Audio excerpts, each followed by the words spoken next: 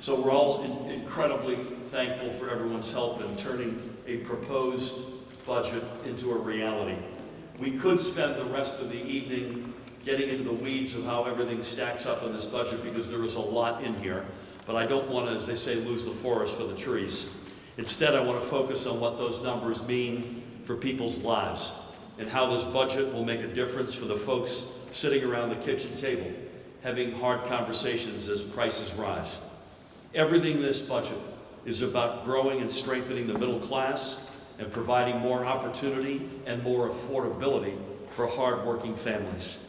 That is why with this budget, we will have cut taxes 20 times for our working and middle-class families and seniors in our administration. 20 times. That's why over the past 2 years, we committed historic levels of direct property tax relief, over $6 billion to tackle one of the single greatest and longest standing affordability challenges our state faces.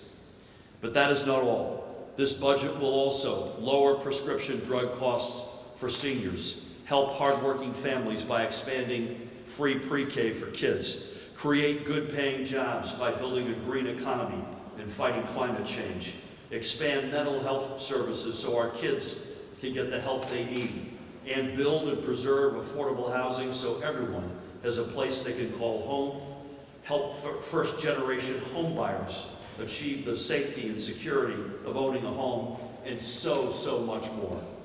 It is important. Thank you, Seth. Thank you. All right, so I'm the detail guy, so this is a terrific budget. And let me first start off and thank everybody who made this possible. We're looking at the leaders of this organization, but I want to take time to thank the staff members at the governor's staff, on the Senate staff, and my staff, who I got to see work every day, hour after hour, problem after problem, challenge after challenge. Everything was accomplished. It was done because of their caring commitment and their desire to make sure we did something good and be meaningful. So Liana and Lou and Seth and Dan and everyone who worked so hard, Patrick, thank you for that. This is really a good budget. It is something that budgets are statements of priorities, and I'm happy to be judged by the priorities set forth in this budget. Now, I think, in fact, it is so important that we ought to all take a look at it. So everybody go online, pull it up. We'll start on page 2, and we'll work through all those accomplishments. But if we did, we'd be here all night. Because the things that are included in this budget are the things that matter to the people of New Jersey. This is another year of expanding property tax relief for people. We did a tremendous job last year in Anchor, bringing $2 billion worth of property tax relief. We expanded that now for seniors because of the great cooperation of the governor and the Senate president. We recognize that we want people to stay in the state of New Jersey. I'm not going to, I think the details have all been talked about, but the truth of the matter is, for people over 65 making less than $500,000 a year, 90% of senior homeowners in that place are going to have their property taxes cut in half, and that's going to be the reason for them to stay and to bring their continued talents in terms of volunteering in their community, caring about the community they love, being with the family that they love. That is something that they're going to be able to do. And if that was all that this budget did, that would be probably something we all ought to be proud of. But when we talk about record investments in education, we talk about fulfilling our obligation to make pension payments for the third year in a row at the full rate, ahead of schedule, because those things are important, and because those things bring the financial stability that the governor has led so excellent, so brilliantly, and that we have been parcel of in its success, which means that we are able to say to the people of New Jersey, we're in the best financial shape we've ever been in, and we are prepared for what the future may bring. We're going to face some challenges in terms of revenue, but because of that stewardship, and because of that commitment to making sure that we're prepared for the future, New Jersey's in the best place it's ever been. And this budget does nothing but make that even better. We recognize that there's going to be those challenges, but still, again, we're able to accomplish things like investments in hospitals, investment in higher education facilities. The list goes on and on of the things that are really reflective of the priorities, not just of this group of people, but of the people of New Jersey, the things that they talk about at their kitchen tables day after day, the things that are important to them in terms of raising their families and recognizing and building on the fact that, as the governor points out. This has been recognized time and again as the best place to live, the best place to raise a family. I think it's now the best place to be a senior. And we often talk about senior freeze increases and anchor payments over the course of the next year. What we've accomplished in this budget is something that New Jerseyans ought to be able to look at and say, boy, they got it right. And I'm so proud of the work that we have done here. I'm proud of the people I have the privilege of working with each and every day. I thank everybody for coming out, and I look forward to continuing to do that kind of work that moves New Jersey forward, that makes us the envy of the nation, because we lead in so many ways. I'll give you a perfect example. One of the things I care about, as most of you know, is food insecurity. What we talk about and what we do are the things that other states talk about in aspirational terms. We talk about them as being in the rearview mirror and what's next. And so we're going to continue those kinds of things because that's what matters. That's what makes New Jersey so great. And I was privileged to be part of this, and thank you all for coming out. Thank you to everybody here who made that possible. Thank you. Thank you, everybody. First time I met Governor Murphy, he was just Phil Murphy. He was a simple, humble banker who came in to work with us and advised me as a member of the state legislature and chair of the budget committee at the time about the problems we were facing with our pension. And he was very patient with me because it was not my area of expertise, had lots of questions. And he worked on a report that was the foundation of what was ultimately pension reform. And it said a lot to me that not just was he willing to spend the time with the immense success that he had had personally to talk to someone like me about making a difference, and that it was really a foundational moment for us as a government to get this right. When he became governor, it was a primary principal piece of what we would do as a budget. After we worked on that report, and I met with candidate Murphy at that point, we had a wonderful dinner. Very generous of him to spend time to show respect, to come and meet with me in South Jersey and talk about policy issues that he should be talking about on the campaign that we thought were important.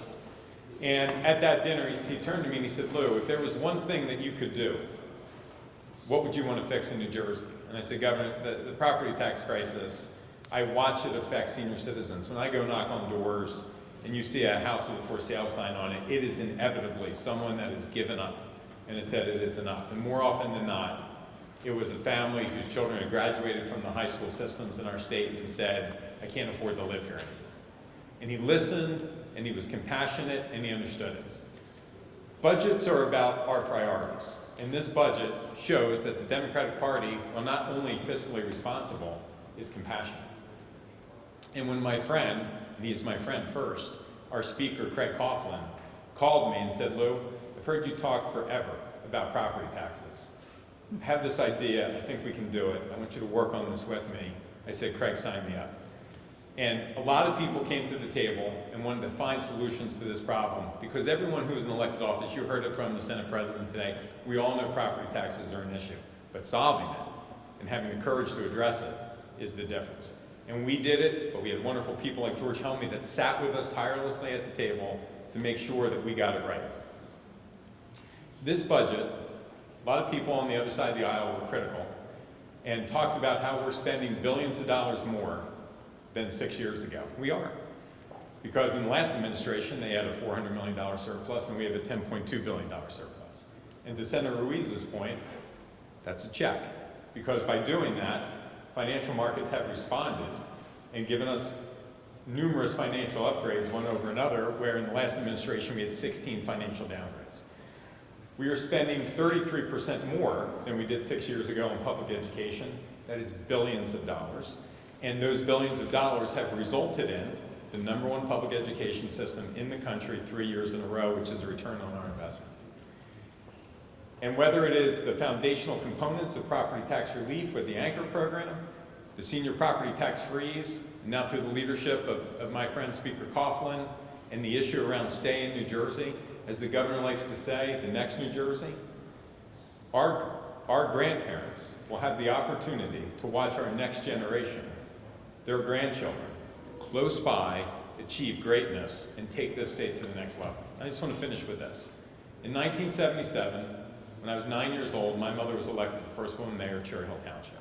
And in her inaugural address, she talked about the crushing burden of property taxes and her fear that her parents would not be able to remain in this state and watch their grandchildren grow up.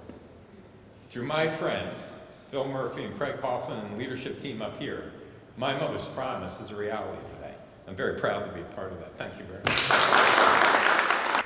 Liz, I don't know, you and I are going to run out of things to say because I just want to say thank you everyone for being here. I love everyone, as I said even last year, and I continue to say this at the end of every year budget process. But I'm really happy that I don't have to see a lot of you throughout the summer. We have a very important and I think we're very honored as chair of the budget committee with my counterpart, Paul Sarlo. You really develop special relationships with your own committee on your side of the aisle, but also the other side of the aisle. And you joke and you challenge each other. But what I love about the state of New Jersey, Governor, and I think you would realize that, is the respect that I think Paul has on his side and I have on my side, because I think that helps us really work together.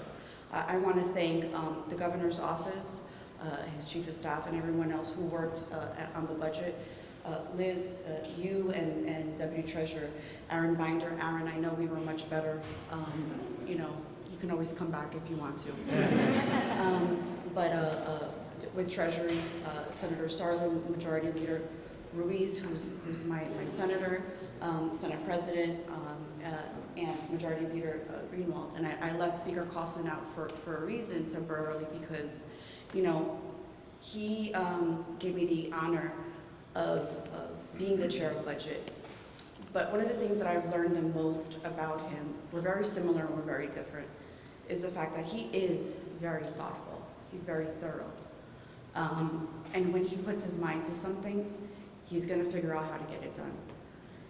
I applaud you because there was a lot of naysayers around your plan and bringing relief and extending it to seniors.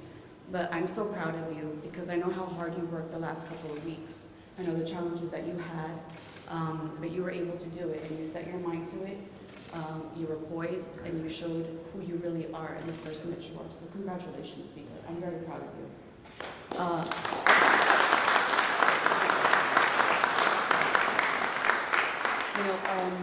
To our staff, to everyone that's here, Seth, all the Dans, and Patrick, and everyone from the majority office who worked tirelessly on this budget, to the Office of Legislative Services.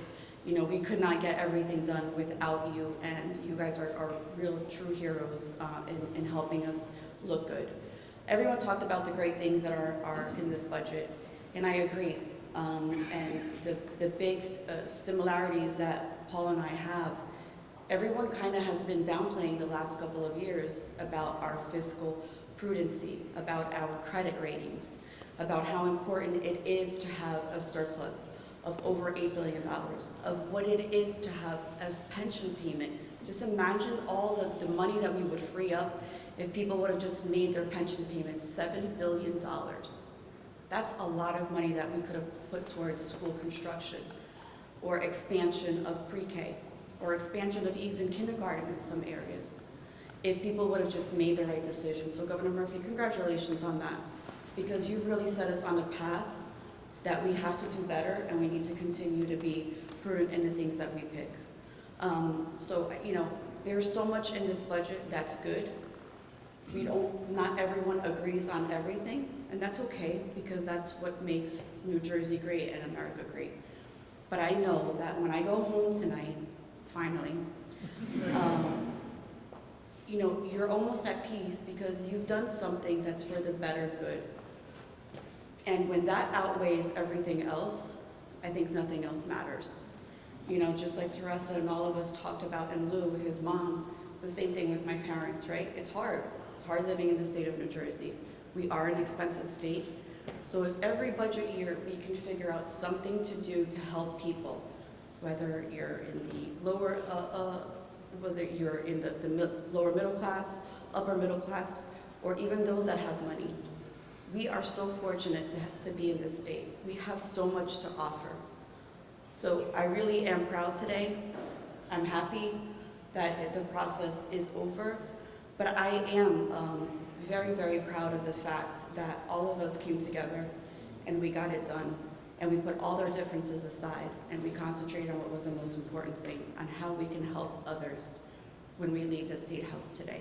So thank you for the opportunity.